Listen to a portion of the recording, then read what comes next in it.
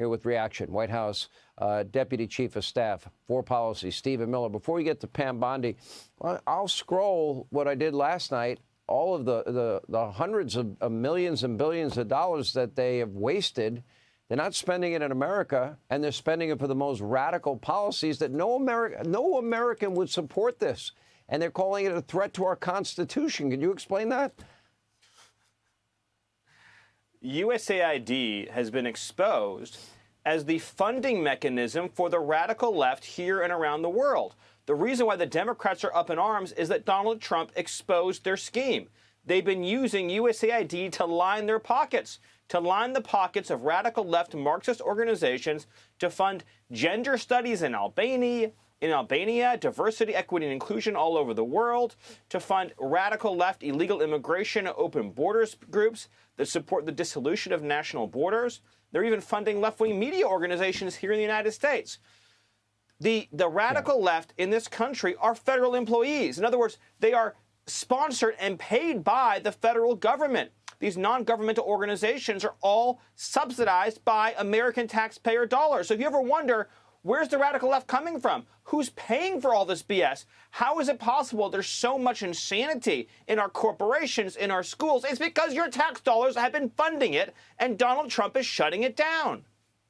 I mean, I don't think there's one American that would ever support any of this money being spent. How were they able to hide it? And thank God Elon Musk and Donald Trump, the president, are exposing this and informing the American people with it, their money. Why isn't this money going to people in North Carolina? Why isn't it going to people in California? Why isn't it going to people in Florida, Tennessee, South Carolina? Why isn't it going to poor people in America? Exactly, Sean. We have in America veterans under Joe Biden who couldn't afford housing. We had in America under Joe Biden Americans in North Carolina who lost everything they had, who couldn't even get temporary shelter. And then you have USAID funding communist nonsense in foreign countries all over the world, not to mention pushing all kinds of crazy plots on regime change and destabilizing foreign governments. It's a playground for the swamp while our own people hurt and suffer. And Donald Trump came in and he said we're going to put America first, and he is putting America first. And that's why the American people are celebrating this presidency every single day. And by the way, Ram Rambo Deadfish and Axelrod are not wrong, but I actually am encouraging Democrats to double down on Dumb and Dumber.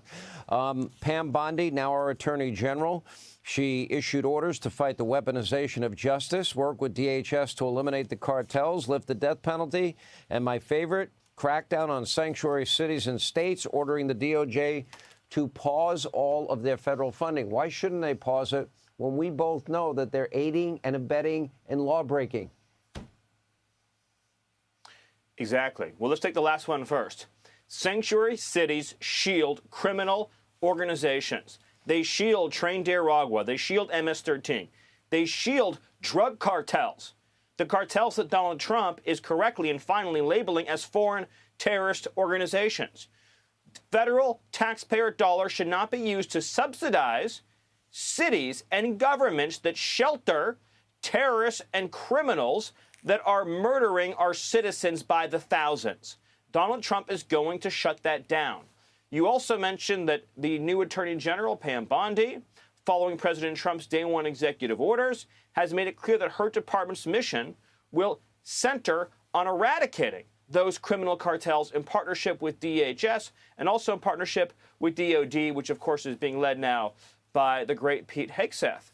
And so you have seen in just the last few weeks how President Trump has already shut down the southern border, the financial lifeblood of those criminal cartels.